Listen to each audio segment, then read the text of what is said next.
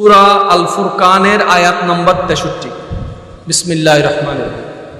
ওয়া ইবাদুর রহমান আল্লাযী ইয়ামশুনা আলাল আরদে হাওনান। আল্লাহ পাক বলছেন, রহমানের বান্দা তো তারাই যারা পৃথিবীতে অহংকার করে চলে না, নম্রভদ্র হয়ে চলে। আরেকটু জোরে। সূরা আল ফুরকানের 63 নম্বর আয়াত।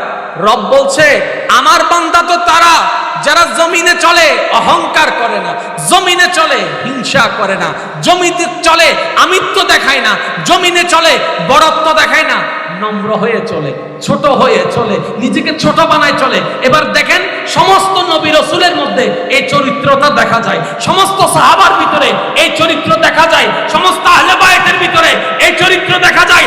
আল্লাহর যত আউলিয়ায়ে কেরাম সালিহিন বান্দা সবার কাছে নম্র ভদ্রতার চরিত্র দেখা যায়।